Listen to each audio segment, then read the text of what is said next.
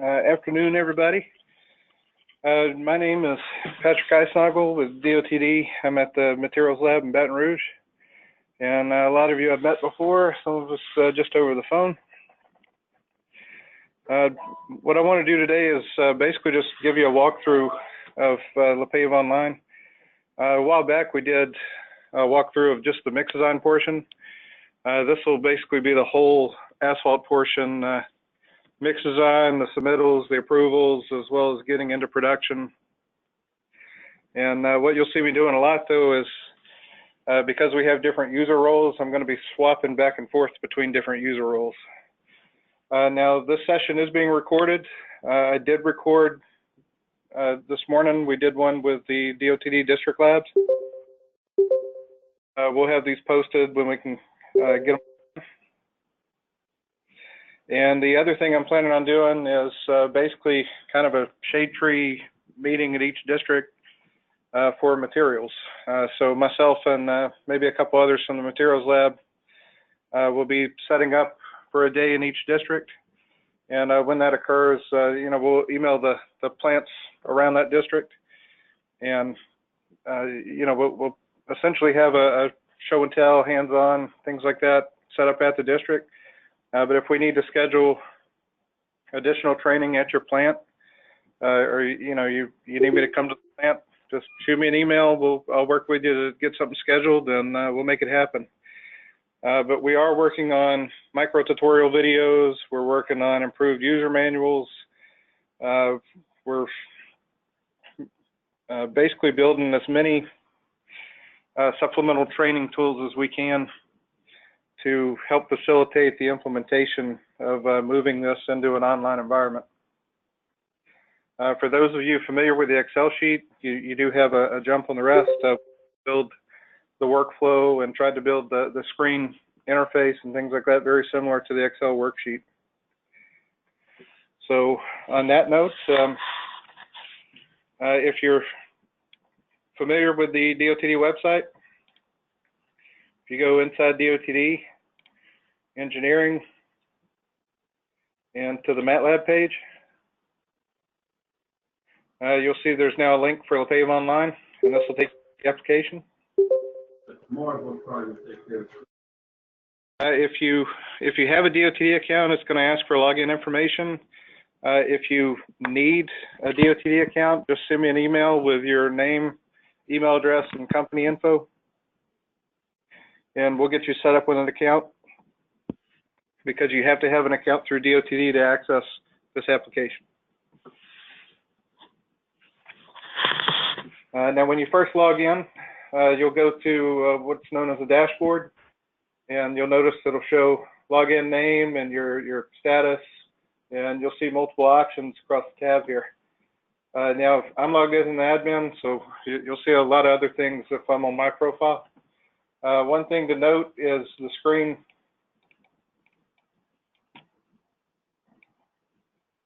is flexible, so depending on your resolution, depending on if you're running half screen, full screen, it will adjust itself. Things will wrap, things will shrink, things will adjust themselves to whatever screen size you have. Now, starting on the dashboard, actually what I'm going to do is log in as Mr. Nunez.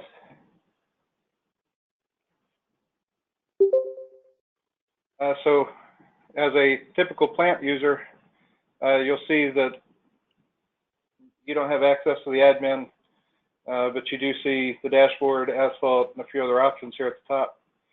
So one thing from the dashboard, when you go to your profile, this will show which plants you have access to. It'll show your security that gets pulled out of the site manager application at DOTD. It'll also show you which contracts you have access to. Now, to do various things throughout LaPave, you need specific plant access and you need specific contract access. So right now, the plant access tool is built in. The contract access tool, we're having to handle on a case by case, but we are building a tool to quickly manage that. So that'll be up very under the, if you are assigned Let me just go to plant management, and we'll show one of the prairie plants here. So we do have multiple levels. You'll see that in this case, Mr. Winford and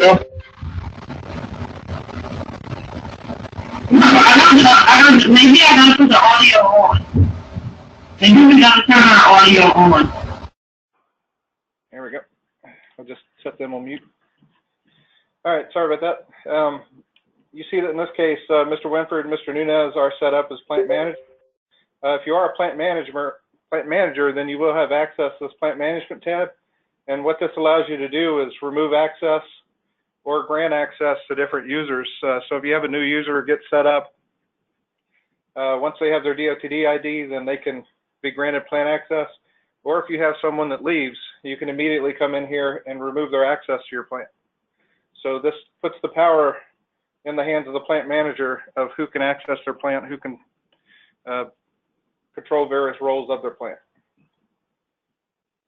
And again, the grant plant access, you just punch in their user ID.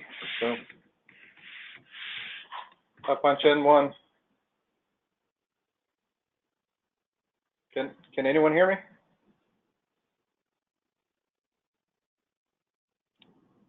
Yeah, I can hear you. Okay. I got a few users saying that there's no sound.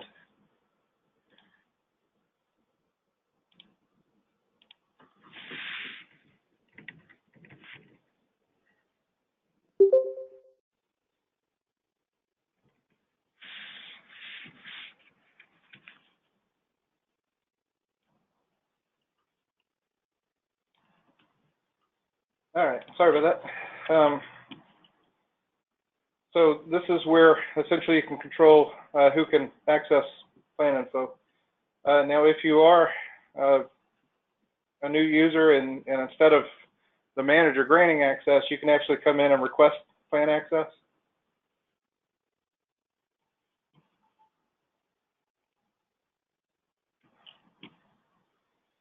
So you'll see the entire list of all the plants available. And in this case, this is my test plants. Oops. This one? No.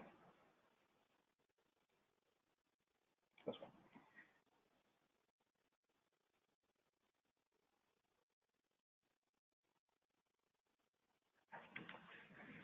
one. So when I create the plant request, it will trigger an email to the managers of that plant. And if there are no managers currently set up for that plant, it actually sends the email to the district lab engineer that is over, or that plant is located. So now switching back, now I'm actually the plant manager over the plant that we just assigned. So if I look at my dashboard, I'll actually see a pending request from Barry's account. So as a plant manager, I can very easily click from the messages. It also sends an email out, and there's a link in the email that takes you to the management screen where you can approve.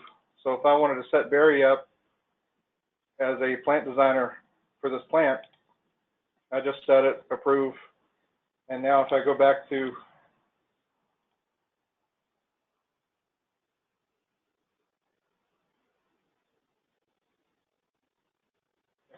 Barry's account on his profile, see that he's now a plant designer for that particular plant.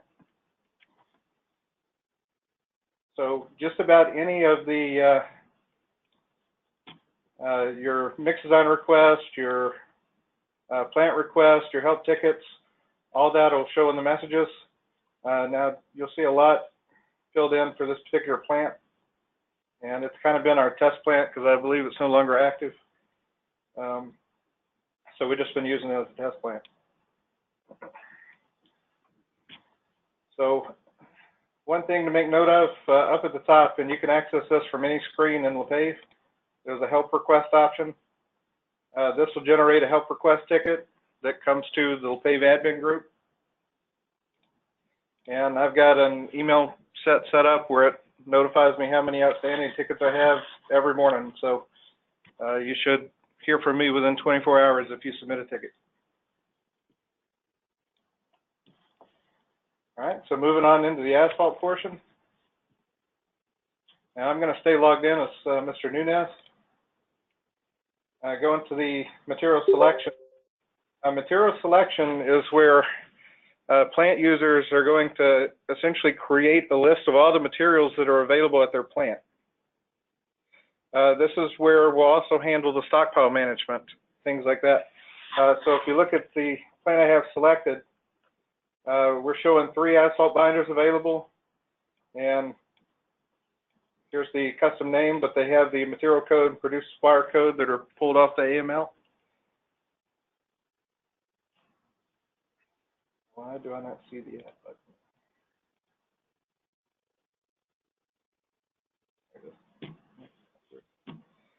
So if I need to add a new material, if I select binder, again, everything in this list is everything that's available on the AML. So if I'm adding a new Valero binder, PG67, these are all the producer supplier codes and material codes straight off the AML, and I can basically set up a custom name that you would use around the plant to identify the material.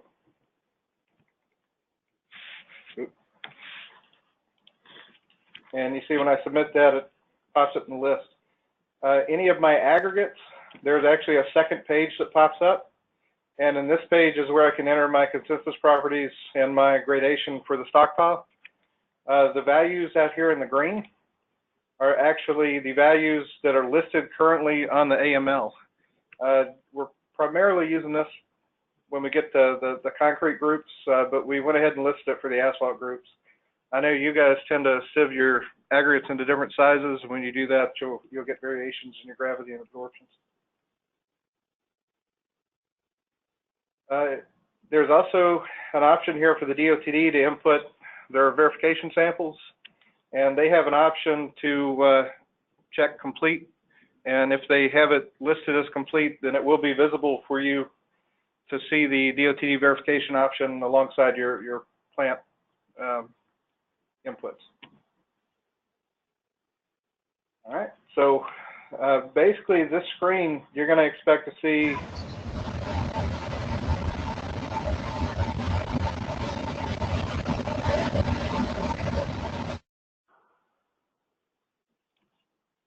this will be all your available binders, all of your aggregate stockpiles, anti-strip additives. There's all the options for fibers. Everything's in the additives. If you need to update stockpile, which I believe is what, a yearly basis, Marty? Yes.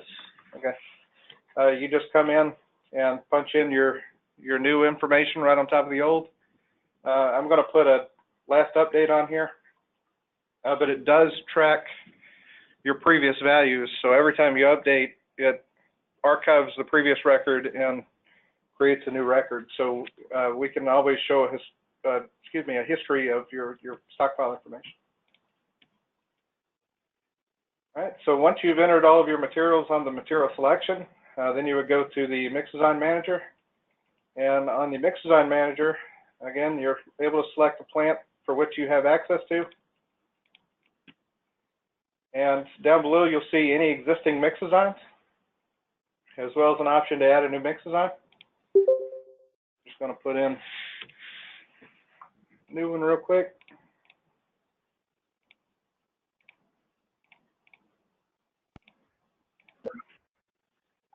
Now, I went ahead and included the ADT and easels. Hello? Yeah, we can hear you. Okay.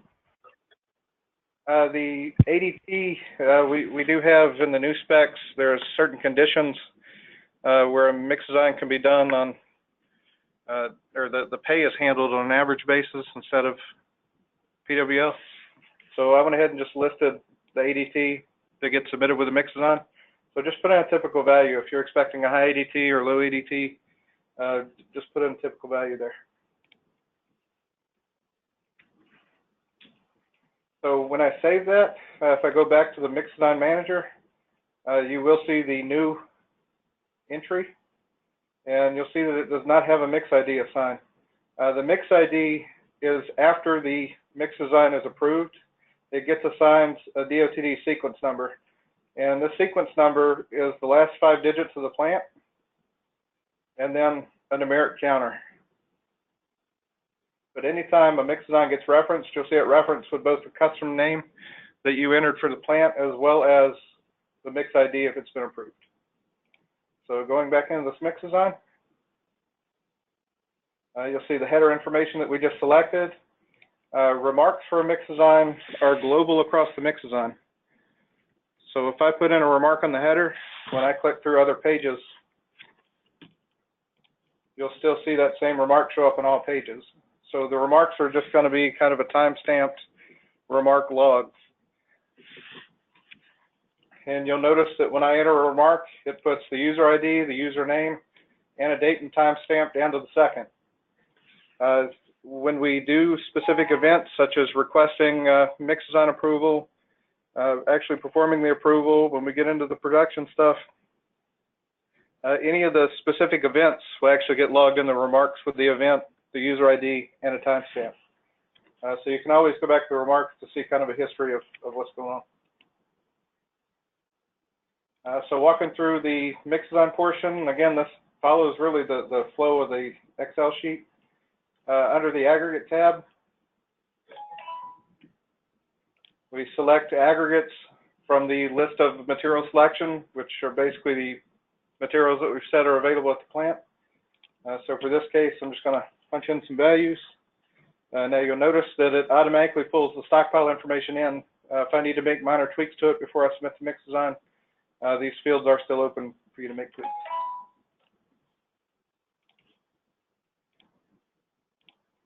Now when I select a wrap, I actually punch in the mixed wrap total as well as the percent AC in the wrap, and it's going to compute the percent aggregate portion from the wrap.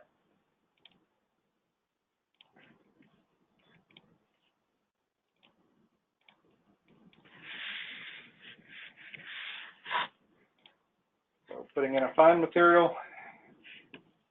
Now you'll notice that any of my items here that are not meeting my specifications are getting flagged in the bold and the red. These are basically just flags. It's not going to stop you from submitting. It's not going to stop you from continuing, but it will jump out. So when the district goes to review, they're going to see all the same flags, all the same notifications. One thing that was added by request, you now have your aggregate percentage. This also will back calculate your cold feed percentage and your total mix percentage. And when we punch in the asphalt, this will be updated with the total asphalt percentage. So going to the asphalt design. Under asphalt design now, we're allowing you to select up to 3 asphalt binders because mix design does not need to be reapproved if all you change is the binder during production. So this now allows you to select up to 3 binders. We'll pop in an anti-strip.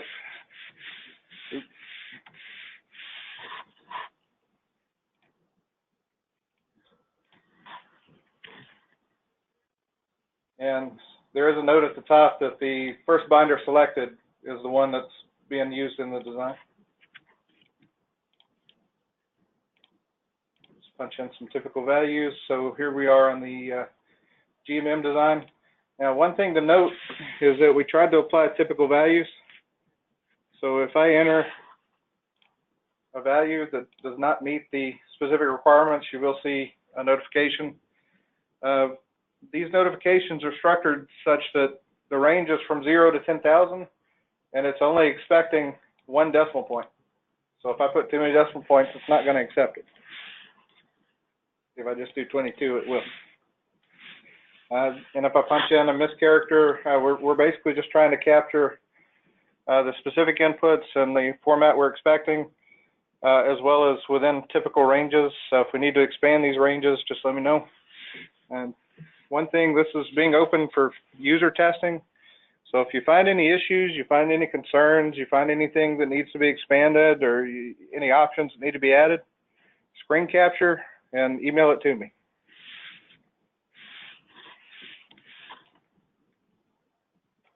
All right. Oh, too high. Too low.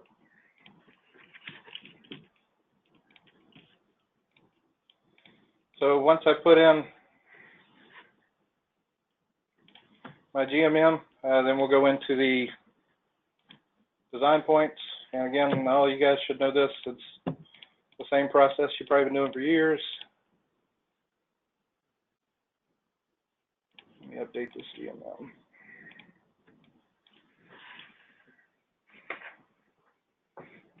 Here, 1855.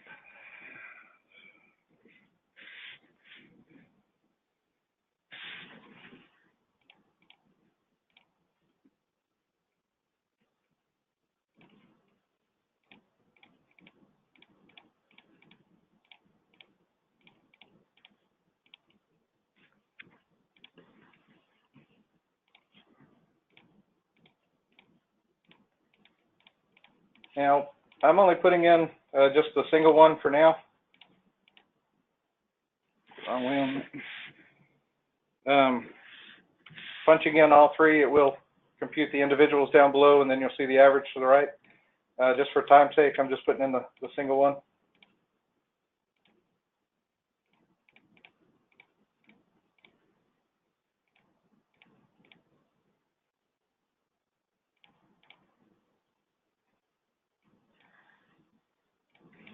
And I'm not the best at just picking asphalt numbers out of this guy.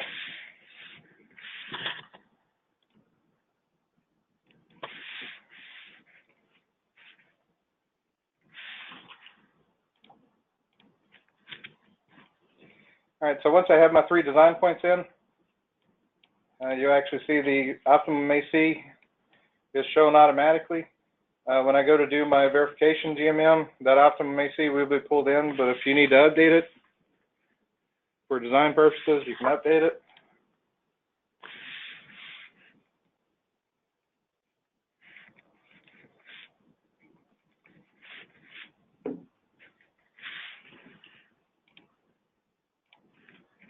So input my GMM verification, then I have my verification point down below.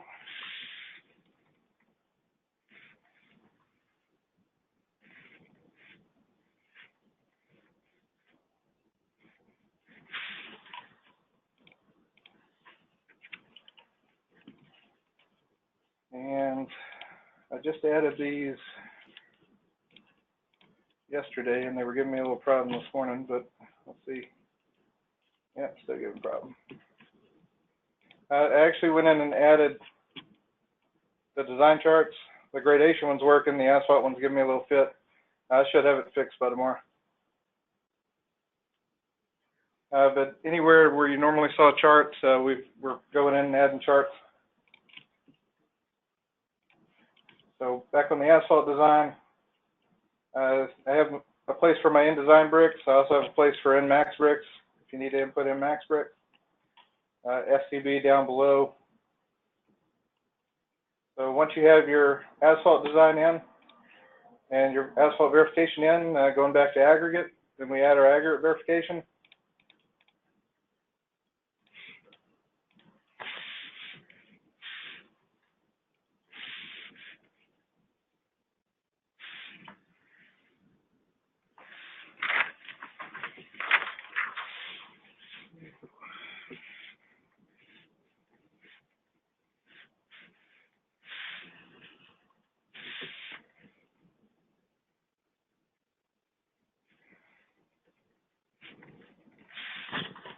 So just putting a few numbers in there. I think I went the wrong way on my.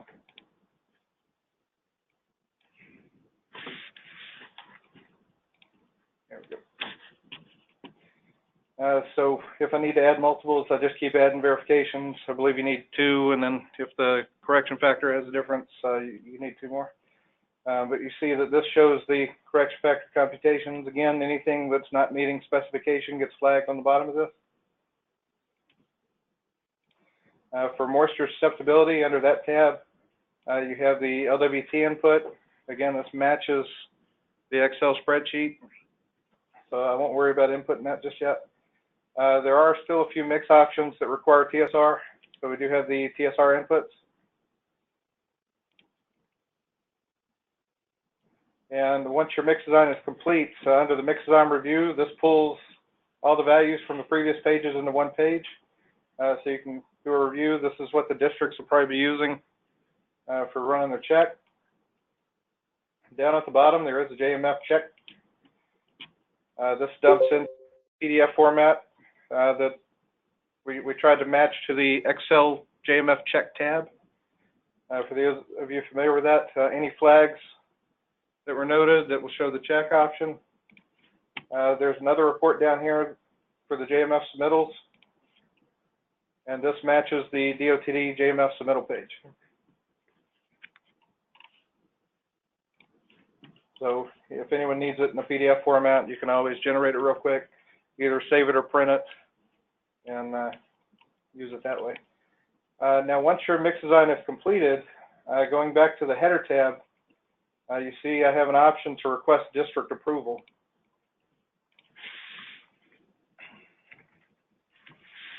And when I request district approval, this will put it in a pending status, and it will send it to the district that the plan is located in. So mix designs are now going to become global. So a mix design is always going to be initially approved by the district that the plan is in. And then if it needs to be assigned to a contract in a different district, the contract assignment will be sent to a separate district. So you'll see that process as we go through here. But once the request has been submitted, you see it gives it a 30-day expiration. And this actually generates an email to the DOTD group associated. So this would have gone to District 02. So let me swap over to a DOTD user just to show you what this side looks like.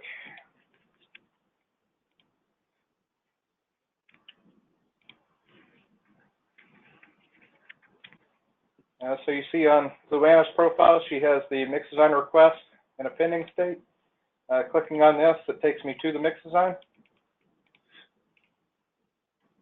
And on the header of this mix design, you see that the districts now have an option to perform a district check. This will typically be done by the district technicians, the district lab technicians.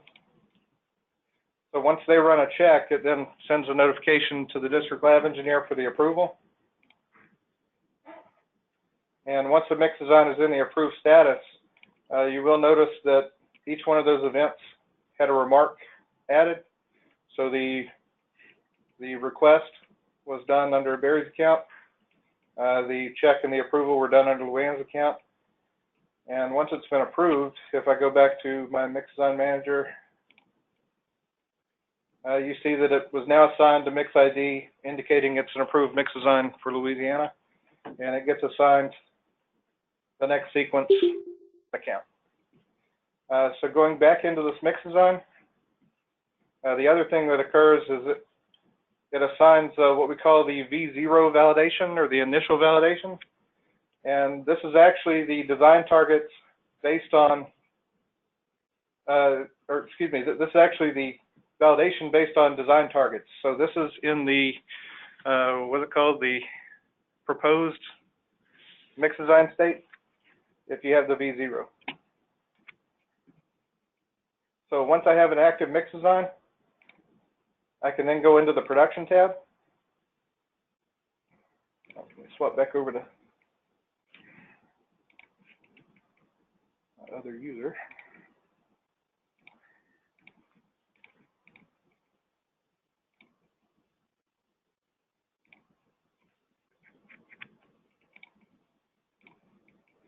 And on the production tab, currently Barry is set up only with this test project. If I do have multiple projects, there's a filter option. This allows you to search for any part of the project. If you punch in just the number, punch in any part of the description, it'll filter it down. So you see that I currently have 3 lots already active under this project. I'm going to go ahead and create a new lot. Now the lot creation and sublot creation we expect to be done at the plant level. When I go to create a new lot, you're going to see any plant that currently has an active mix design assigned to this contract. Oh, I forgot to go assign the mix design to the contract. Let's see. Let's get back real quick. So under the mix design, you see it's been approved by the district. Now I can request it for contract approval. And again, this is only going to show me contracts that I have contract authority for. So you will need to request contract authority for all your contracts before you do the request. So I'm going to request this new mix design that we just created to this test contract. So I create the request, and I can request a mix design to be assigned to any number of contracts. So again, that's why we're saying it's a global mix design process where I get the mix design approved by the district, and as long as it maintains its validation, I can use that mix design on any project without having to go through the whole approval process again. I just request contract approval. It again generates an email to the district users. I'm just going to do it on my account this time.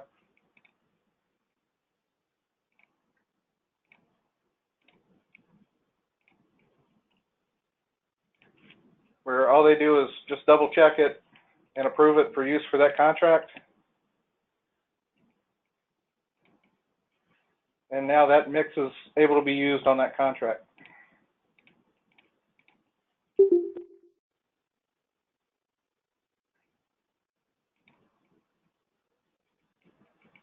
So now under the production, if I go to add a new lot, I'll see the new mix design that I just created down here at the bottom. These others were ones that we were playing with this morning. But you see the new mix design, the 0004, version 0. So this shows me the mix ID and the current validation version that's valid for the start date. If I have updated validations or if I have updated mix designs, I am able to backdate my start date to access those. So if information gets entered after the fact, you can always backdate, and it will pull up whatever the relevant mix design state or validation state was at the time. So selecting this mix design, you see I'm able to select which liquid I'm using. If I continue to use the same liquid, it'll continue without prompts for the LWT and SCB. However, if I change the liquid, when I log into the material, or excuse me, when I create the lot, I'm going to have a request option for the LWT and the SCB entry. Now, when I first create the lot, I do have an edit lot. This allows me to edit the header information of the lot. Once a sublot's created, all this info gets locked down. If I go back to the production tab, you will see that that new lot was created. It doesn't have any info on it. So clicking in it, under the plant tab. Under the plant tab, as a plant user, I can create a new sublot. Just punch in some quick info.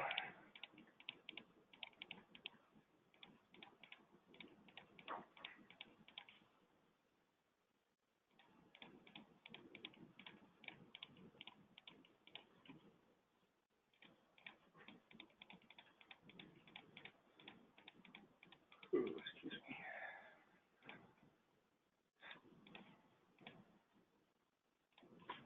me. And when I save that sublot,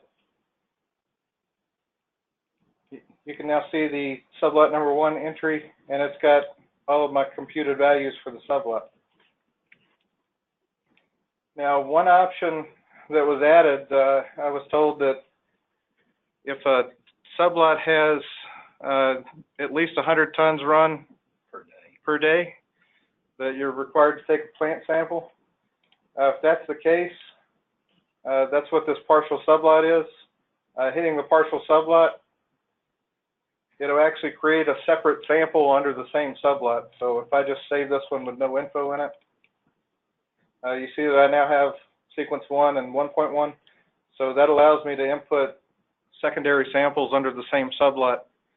If I do put tonnage for those, it will create my actual values reported for the sublot will be the weighted tonnage or the weighted average based on tonnage for those plant samples. In most cases, you're just going to have the single sample under the sublot. There are a few rare cases, I guess, where it gets broken across multiple days and they require multiple samples. So if that's the case, that's what the partial sublot is.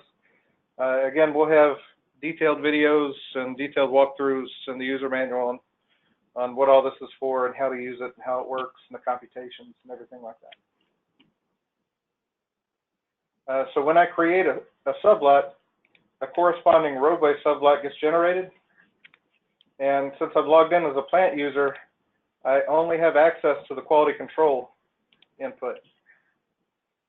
So if I go back to a DOTD user,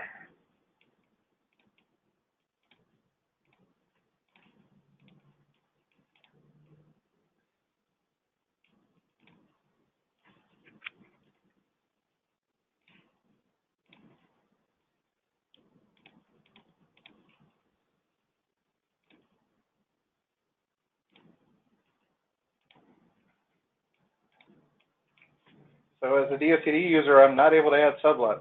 So all of this is expected to be done at the plant level. However, a plant can approve a DOTD user as a plant level user so that they can essentially do both functions of the plant and the DOTD. Early on, we'll probably have a DOTD representative set up in each plant like that just to help out, especially during the training phase and the implementation phase. As we progress, though, we expect to see more and more of this falling on the plant, and then more and more of the DOTD responsibility just solely done by the DOTD. So going to roadway as a DOTD person, you see that I only have access to the acceptance tab. So punching in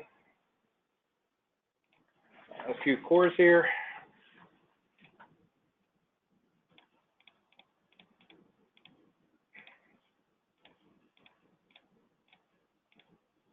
I don't think all that info is needed. I think just the core.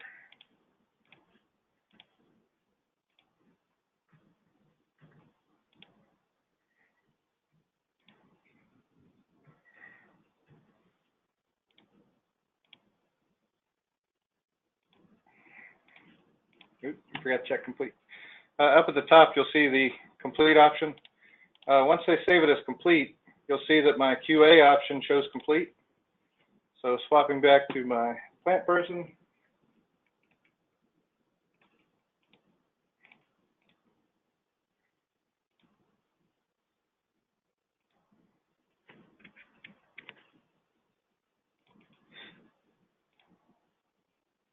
And you see how quickly I'm able to flip between contracts. I'm able to flip between mix designs. You see that the QC is not complete. So if I punch in a QC sample,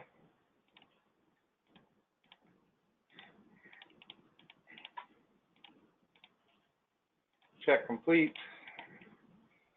Now that both are complete, if I go back to QC, I can no longer save. So that option's locked. But since both are complete, then the sublot's deemed complete. And I'm logged in as a plant user, but I can now see both the acceptance and the quality control for that particular sublot. So essentially, both groups enter their own information in, and then when both are checked complete, it reveals the information to both groups, DOTD and plant.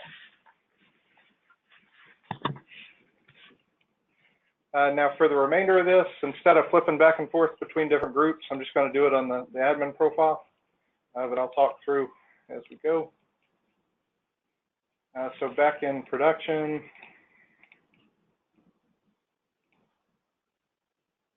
get back on my project. Now, if all of these sublots are in a complete state, the district lab engineer will have access for the closed lot option. And clicking the closed lot option will initiate, now in the 2016 specs, there's not a GMB dispute.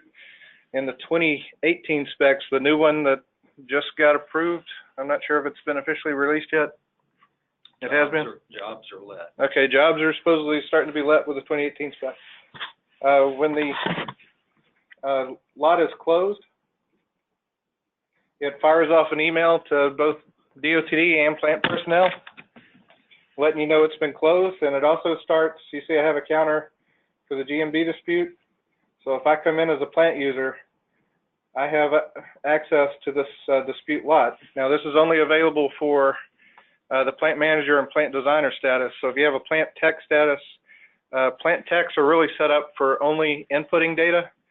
The designer and the manager can do both the submittals and the requests and the disputes and things like that. So doing the dispute option, I'm able to select which sublots I want to dispute. If I have 6 sublots, you'll see 6 options there. When I save it, that then emails the plant, the district, as well as the Asphalt Technology Lab group that's performing the independent assurance check. And you see that there's now a resolution tab for that sublot. So again, they come in, punch in their core information. They can select to use the resolution values. Once they have their information submitted, it'll show right next to the acceptance quality control, you'll see the resolution. And then they're able to submit the remarks for the resolution of the lot. And what you'll notice is every one of these events, there's a flag at the top that shows you what state the lot's currently in, as well as in the remarks. Every one of these events gets captured with the ID of who performed it, time-stamped, and the event, and any remarks submitted with the event. So once the either the dispute window closes or the resolution's completed, then that starts the GMM verification process. This is done on the district side. They're able to punch in their broken down core. If it's outside the tolerance, this will actually expand, expecting 1 for each sublot. But because we only have 1 sublot here. So when I save that, if it's outside of the window, I think it's the 0.024, is that right, Marty? Yeah.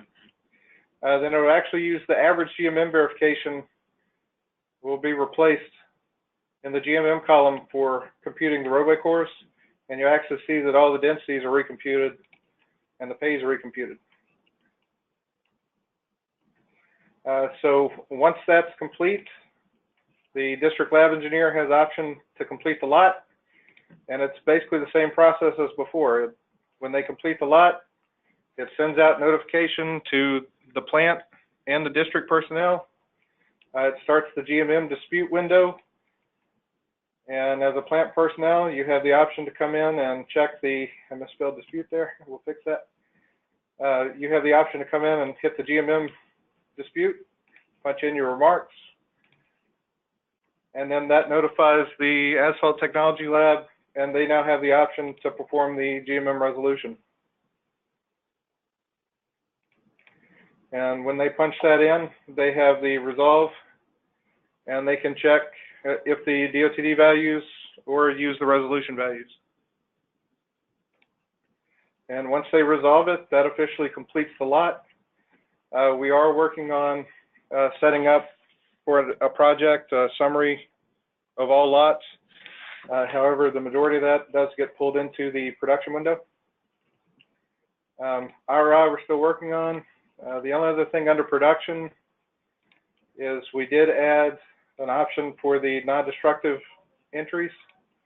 However, this is going to change because Sammy Cooper just gave me the spreadsheet for his form. And we're actually looking at setting that up, and we have a group that's working with iPads in the field, and we're looking at setting that up through their forms instead of having to go into LaPave to punch that in. So that way it will all be captured in the field.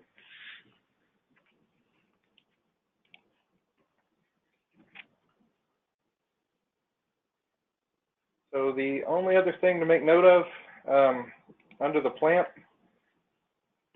I swapped projects, didn't I? Not change my number. Why did it rework?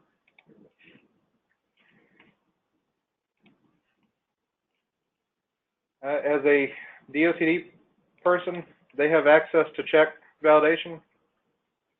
The DOTD personnel are not able to input any of the plant sample info unless they check it as a validation lot. Now, in some cases, they may have plant personnel input and then check it as a validation lot to take it over. But basically, when they check items as a validation lot and save it, when they go back to the mix design manager for that mix design, they're now able to pull those sublots into validation. And when they pull those in, if I had multiples, you'd actually see multiples with the average standard deviation and PWL stats. They're able to approve the validation, and you see that my validation record now shows V1, and that just indicates it's the next validation in the count. And you can see that it, once it gets approved,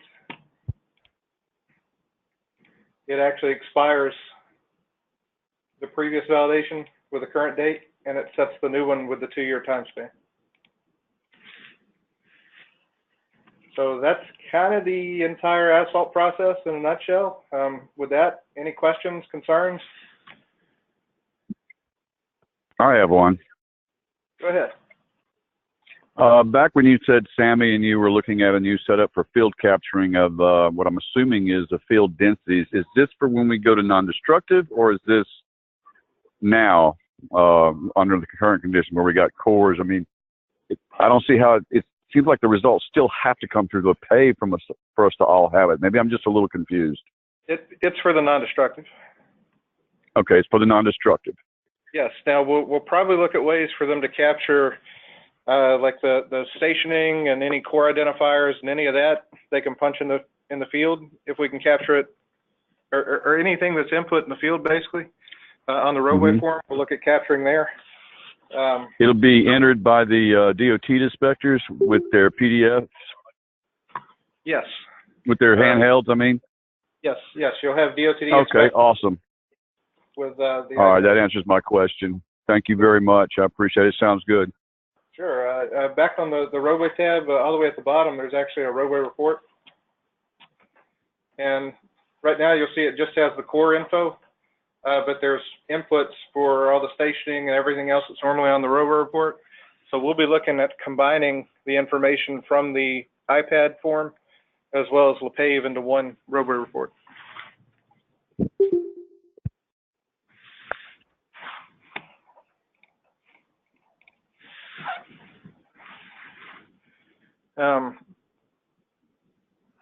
Would they have to go through? Yeah. So again, you need a DOTD account and you need your access set up in Site Manager.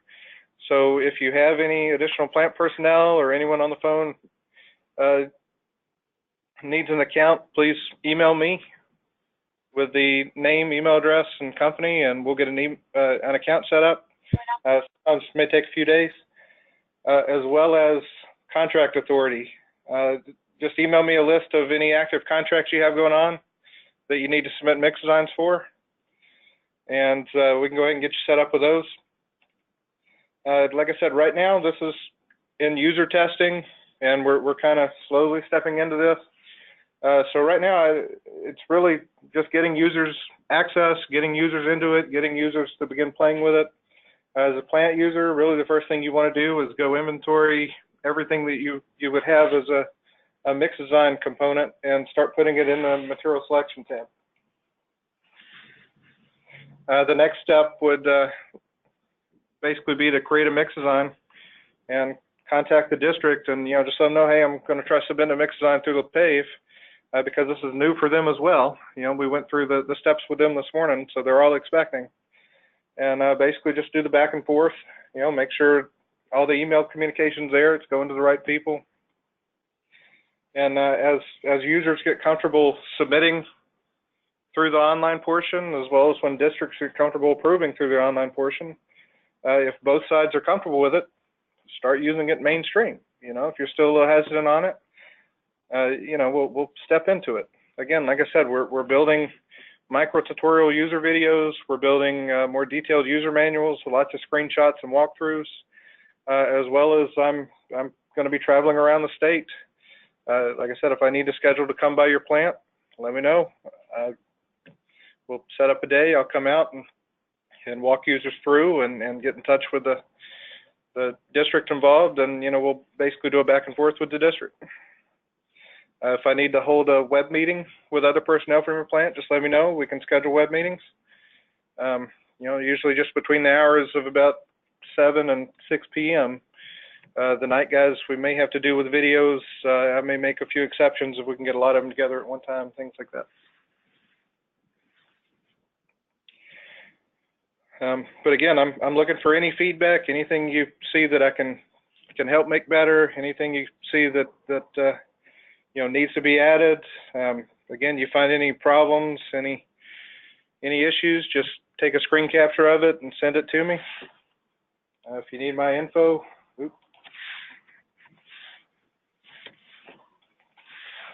that's me.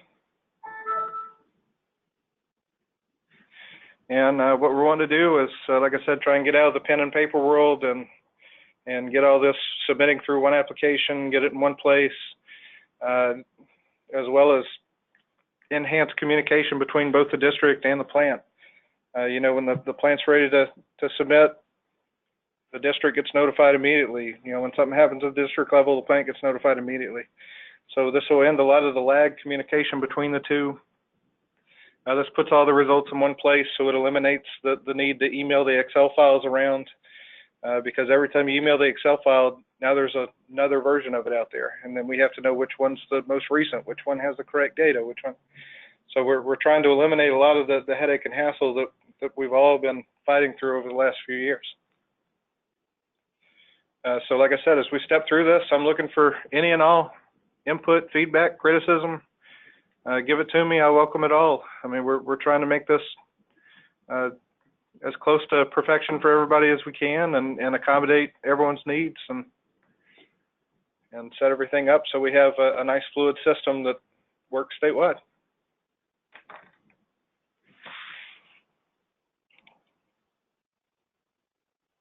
All right, so any other questions, concerns? Let's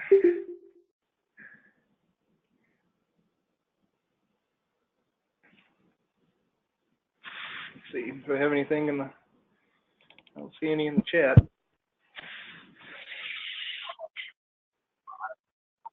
So on that, it'll probably be next week. I'll send out a schedule. What our plan is for traveling district to district. And like I said, I intend to email all the plants within that district. And if you want to send a representative or need me to step out to the plant on the day I'll be in the district, just let me know. So you'll be doing it at the district? Yes, I'll be traveling district to district. And, okay. So if we can send somebody to the district or try to get you to come by our plant. Yeah, just let me know if you need me to spend a day at the plant or half a day at the plant. I can do it through the web. If you need me to do it in person, I'll try my best to accommodate. I tend to stay in a very busy state. But and you're going to send us a link to this recorded event today, correct? Correct. We're going to post them probably on the Materials Lab YouTube channel. Okay. The District Lab session we had this morning, as well as the contractor session that we're doing now. So you go to YouTube? It's not up yet, Barry. Okay, not up yet. We'll get a link, though. You'll send it at some point. Yeah, I transferred the one this morning that took about 3 hours to convert the video, so this one will probably take the same. I got you. And then getting all that uploaded, it may be a couple days before we get it uploaded. All right, thank you much. Like I said, I do have LTRC training working on micro videos, so instead of having to go through this 1 hour long video, you'll have little 1-2 minute videos that are, how do I do this? Well, how do I submit a mix design? It'll be a little video on just submitting the mix design instead of going through the whole process. All right, any other questions? Quiet crowd. Marty, you got anything to add? No, sir.